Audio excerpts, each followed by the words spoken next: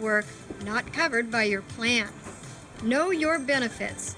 Understand what is and what is not covered before receiving services, and always use preferred providers when you can, and use prescription drugs wisely, using generics whenever appropriate. This is Billy Joe Crivello, and it's my job to educate you, the consumer, and provide insurance that is right for your needs. Call me at 805-928-7372. The information station with information about traffic.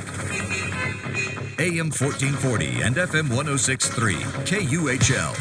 Good morning, 7:32. Information now. Coming up a little bit later on, we'll check some more news. But right now, time to talk food with our favorite grocery gal, Amy Goldsmith.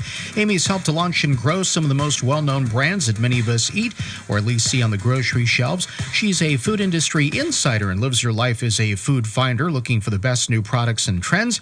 You can follow Amy and direct message her any questions through Facebook and also on Instagram at The Grocery Gal. Good morning and almost happy Halloween, Amy. How are you? That's right. Good morning, Ben, and happy Halloween to you, too. All right. Well, we've had listeners call in with more questions.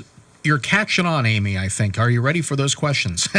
Very exciting. Very exciting. Okay. Let's do it. All right. So first off, is there a chance that there will be a shortage of turkeys this year for the holidays? Pretty good question here. I don't know if you've got an answer for us.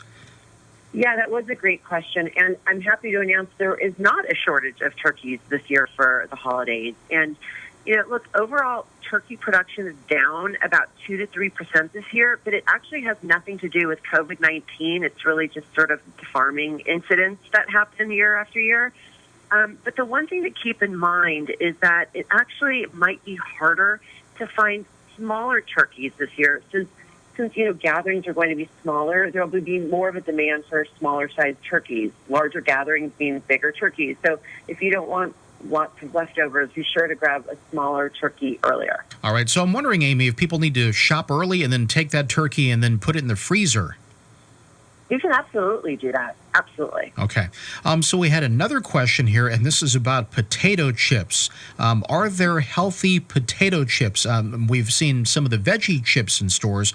Are those better than the regular potato chips?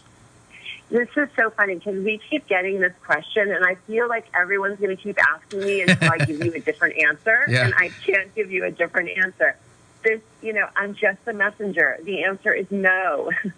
Healthy and chips don't go hand in hand. Even if it is a vegetable type of chip like what you're mentioning, I mean, it's really, unless it's baked in a vegetable, then you're really no better off. Look, potato chips are a luxury. It's a sometimes food, and I mean, they're the best. There's nothing, they're for sure delicious. Yeah. But traditional chips are really high in fat, they're high in sodium, and they're high in carbs, and they often contain preservatives and added flavorings with no real benefit. So, the question you're asking is, are there chips that are better for you? And I guess there are. Again, like I said, baked chips are better than fried. So if you're trying to be good, go with baked. Lay's baked chips are terrific. Also, there are chips that are fried in avocado oil and olive oil, which are better for you than vegetable oil. And like you mentioned, chips no longer just come in potatoes or corn. They are made from cauliflower and beans and lentils and quinoa, and they're delicious, and they're crunchy alternatives that are slightly better for you. But especially if they're baked, they're better for you. But by a bit better, I mean like a tiny, tiny, tiny bit better. All right. So you're probably better off with the actual cauliflower, beans, lentils instead of getting in a fried potato chip, right? Correct. Okay. Correct. So now what about low-fat chips? Any improvement there? I mean, low-fat chips are certainly better. Low-fat Pringles, like anything. When you want to read the label and look at the ingredients, in a perfect world, there are only 3 to 4 ingredients on your chips that you're buying. It's potato, let's say, the oil if you're not going baked, and salt. I mean, that would really be it. No added junk in there. But there are a lot of options now, so try them out. And you can certainly, have fun trying them out. But just read those labels, and you'll realize that even like a bag of chips, a smaller sandwich size bag like that you might get at Subway isn't necessarily one serving. It might be two. So pay attention to the serving sizes. Okay, good to know. We have Grocery Gal Amy Goldsmith here trying to keep it healthy for you. So this is probably not very healthy, but with Halloween days away, what's the most popular Halloween candy? I guess things might be a little different for trick-or-treaters, but I think we always like to indulge right around Halloween with some good candy. Absolutely. Listen, nationwide, Skittles, then Reese's Peanut Butter Cups, and those are the two top. Those are the two top candies nationwide. But Starburst has moved up 2 spots to become the 3rd most popular candy, which is bumping M&M's to the number 4 spot. Really? You've heard it here first. This is scandalous. Yeah. So now you've got Skittles, Reese's Peanut Butter Cups, Starburst, and then M&M's. And M&M's then bumped Snickers. And Snickers dropped 3 positions to number 7. Hot Tamales jumped from 7 to 5th. Candy corn held strong as the 6th most popular candy, while Sour Patch Kids and Hershey Kisses both moved up a position.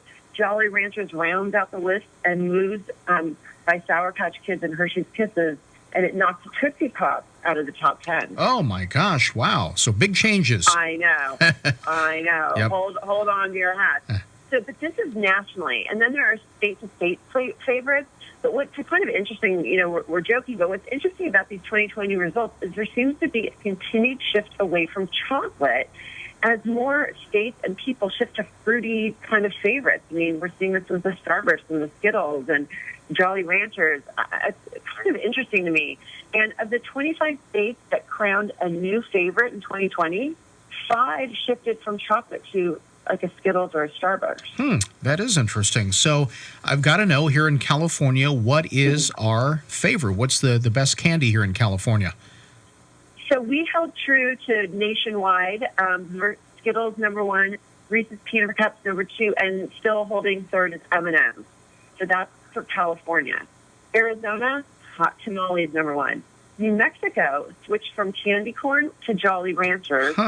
Indiana switched from Hot Tamales to Starburst. Interesting. Okay.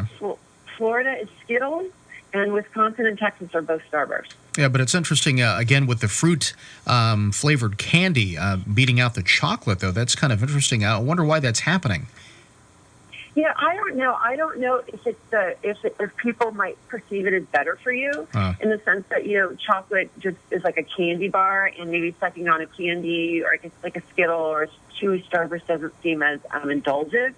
That might be it. But yeah, also flavors change and generationally things change. I mean, I was actually kind of found it interesting to see that Hot Tamales moved up so much.